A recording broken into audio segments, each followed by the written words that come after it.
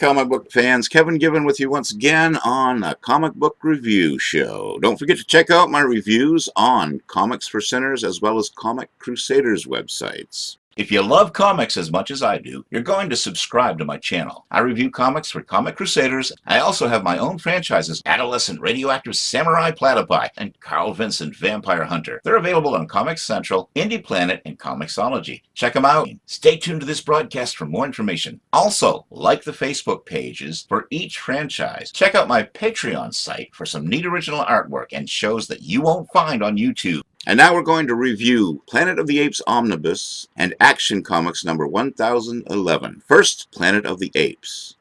Thank God for Boom Studios. The original Planet of the Apes is one of my favorite franchises. I grew up with these movies, like I grew up with Star Trek on television, and now we've got some of their finest work in one giant volume. As the foreword to this volume by Ed Brubaker says, this is Dr. Zaius, Year 1. Boom Studios obviously loves Planet of the Apes as much as I do, maybe more, and it shows. So many franchises are turned into comic books with only dollar signs in the company's eyes, and the work is only a passable homage to the franchise that it's representing, but not Planet of the Apes. Boom gave it their all, and may they continue to do so. This volume takes place before the first film, and no talking humans from the past have yet arrived. Looking at the creative team, Betchko and Hardman open with the familiar verse from the Apes' sacred scrolls, quoted so well by Dr. Zaius in the first film. The gorillas are on another hunt in the pouring rain. Then we cut to an ape on trial for teaching his pet human sign language. This team loves the Apes franchises, and the story presented in this volume answers a lot of questions brought about by the movies that inspired them. The ape world is captured almost spot on perfect to the vision of the filmmakers.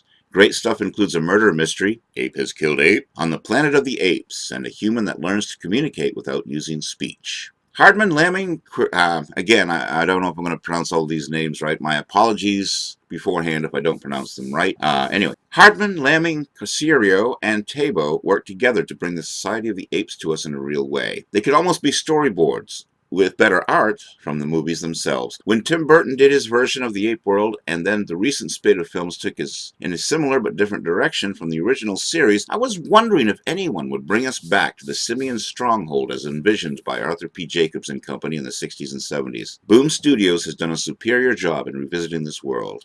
It clearly shows in these amazing panels. Highlights include General Aileron's escape and the guerrilla riot. In conclusion, this is a highly satisfactory read. It's 500 pages and I finished it in one sitting. All the familiar tropes from the original film franchise are here and put to good use. Ape shall not kill ape. The Council of the Elders and the Trial of Aileron. Also, Zira and Cornelius trusting of a human. Our favorite characters are well drawn out, and they all behave in ways true fans will appreciate. I had read a few of these stories as comic books, but not all of them. I am so appreciative of this volume as I feel that the creators at Boom are doing more than just throwing together a volume as a cash grab. They have a good feel for the characters and what makes them work. They have crafted these stories with care and truly know the franchise from beginning to end. May they create many more. 4 stars, 9.8 rating from this comic book reviewer. And now Action Comics 1011. The FBI and Metropolis Special Crimes Unit burst in on a sleeping Kate Spencer. She's being arrested for murder, conspiracy, and terrorism. Only it doesn't quite go as planned.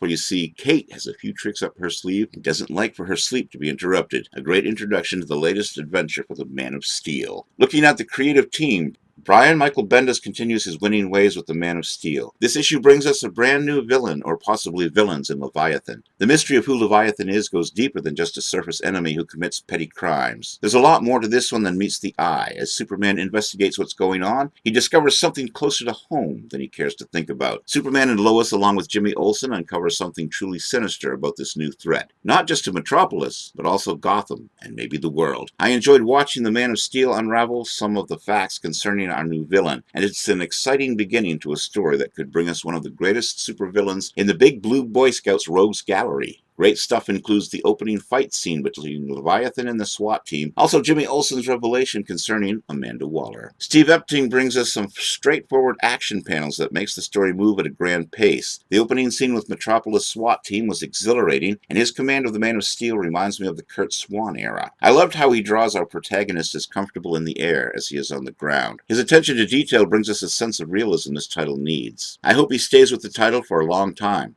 Maybe as long as Swan himself? Highlights include the introduction of Leviathan and the splash where Superman is carrying Lois over the city. In conclusion, this title gets better with every issue. Just when you didn't think anything new could be introduced in Superman's world, along comes this juicy little tale, which brings about new villains and revelations of characters' actions that brings about surprises and intrigue. A great read from a great creative team. 4 stars, 9.2 rating from this comic book reviewer. If you love comics as much as I do, you're going to subscribe to my channel. I review comics for Comic Crusaders. I also have my own franchises, Adolescent Radioactive Samurai Platypi and Carl Vincent Vampire Hunter. They're available on Comics Central, Indie Planet, and Comixology. Check them out. Stay tuned to this broadcast for more information. Also, like the Facebook pages for each franchise. Check out my Patreon site for some neat original artwork and shows that you won't find on YouTube. And that was our look at comic book reviews for this week.